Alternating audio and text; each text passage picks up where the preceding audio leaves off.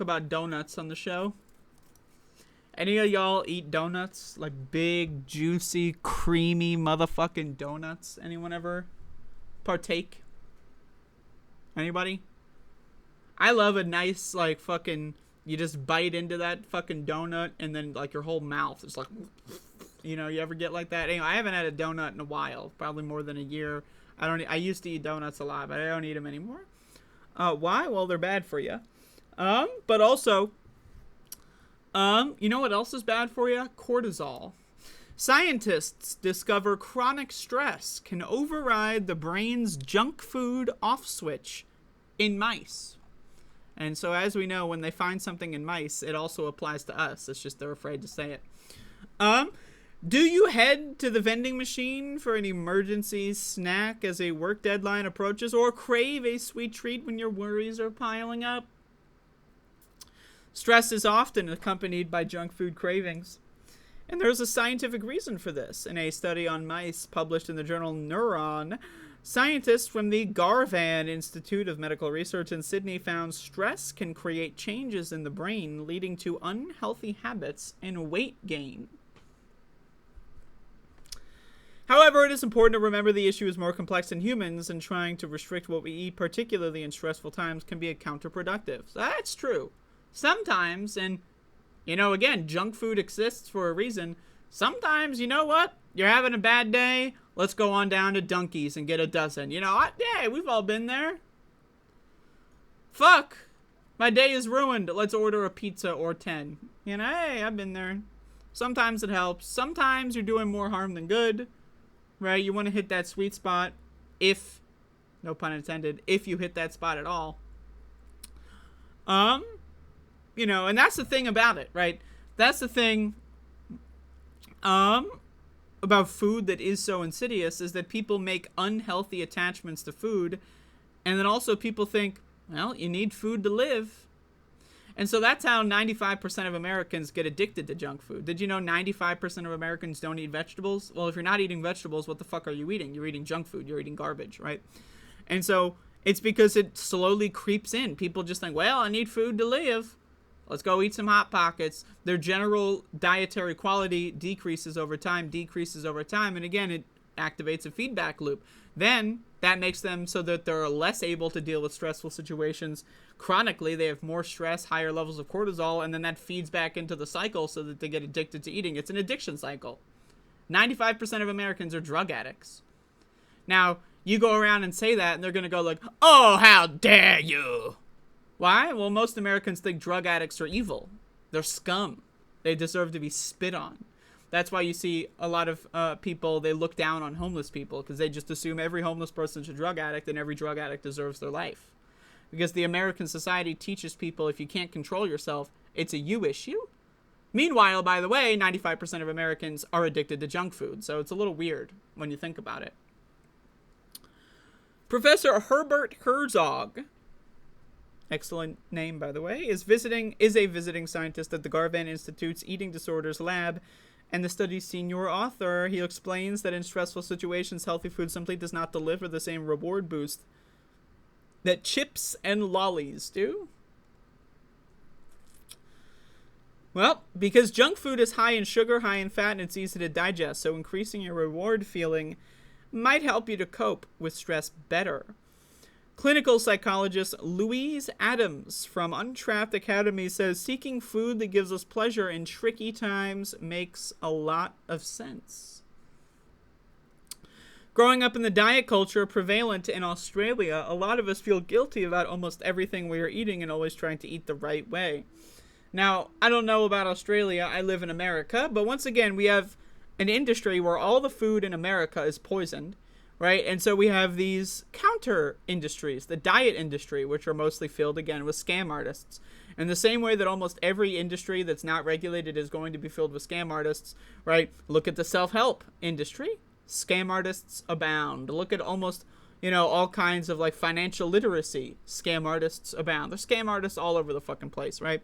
And in that case, there's dietary scam artists. So people get caught in these cycles of feeling depressed about everything that they're eating because they know it's bad, and then they'll try to counteract it by going on like a 2-week cleanse where they do some diet that doesn't fucking work. Like they teach you about like my mom was big on like the no fat. You ever see this? They actually taught Americans a poisonous diet, high sugar, low fat. That's the exact opposite of how the human body functions. You want high fat, low sugar, right? But they taught Americans for years that high sugar, low fat was healthy because we use the same word, fat, for two different things.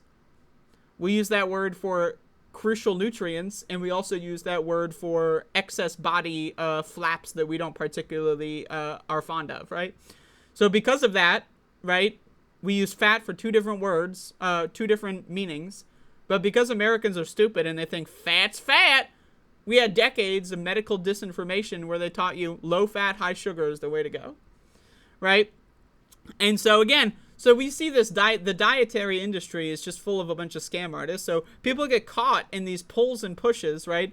Their normal diets are all poison, and then they switch to these quote unquote crash diets or whatever the fuck, where they're also getting poisoned in a different direction, and they're just constantly, nothing's ever actually working out.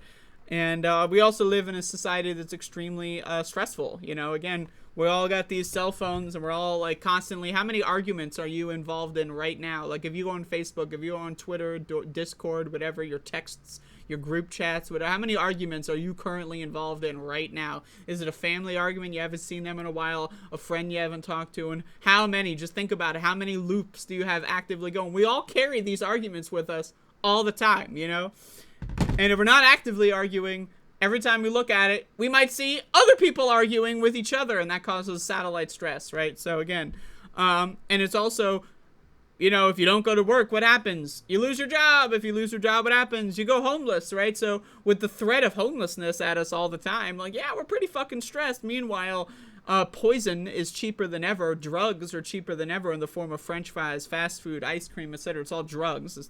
There's no difference between cocaine and McDonald's. It's the same fucking shit. It's a drug.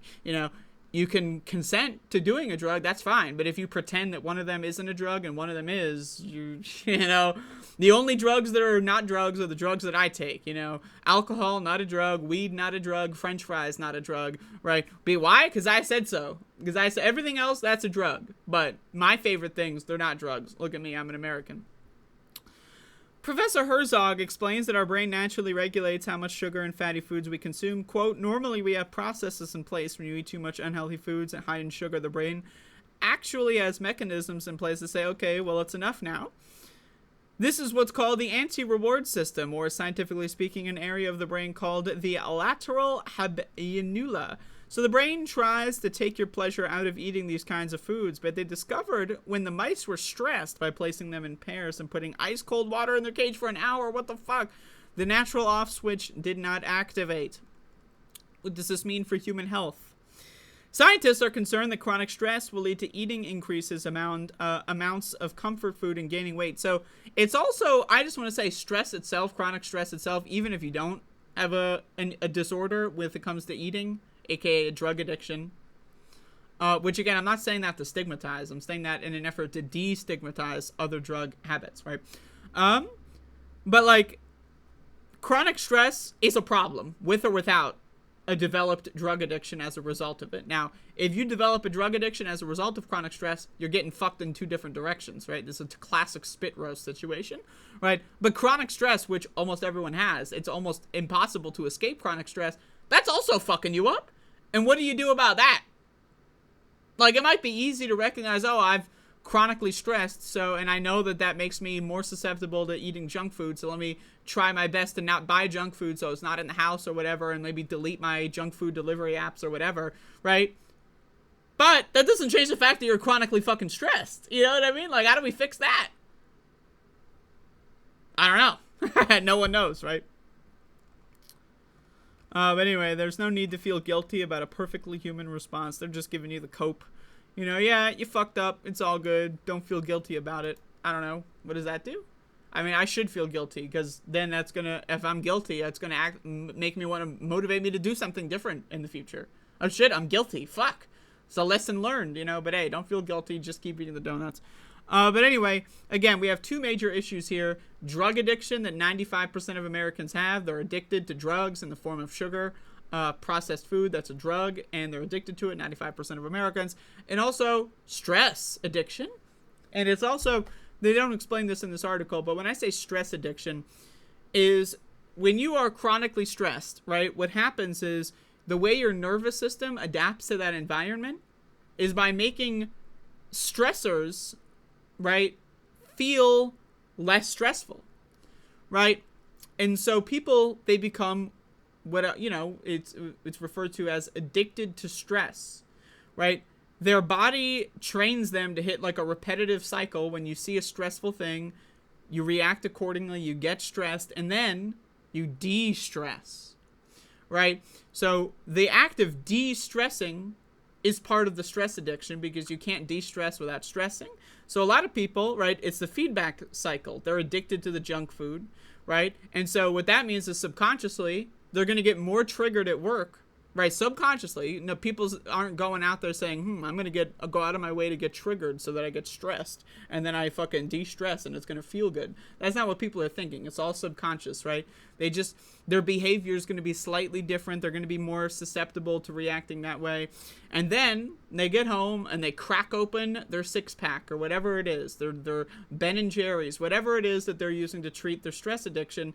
And then what do they do the next day? They do it all over again. So, again, and then as it keeps going, your body is trained in the repetition cycle. Your body doesn't know what the fuck's going on. Your body thinks, well, if this is how life has to be, I guess it's how life has to be. So you get stuck. And then, boom, you wake up, you're 73 years old, you're retired, you got no friends, you got no hobbies, you got no family. What do? Well, fuck. Let's go to the liquor store and get drunk. Anyway. That's all I got.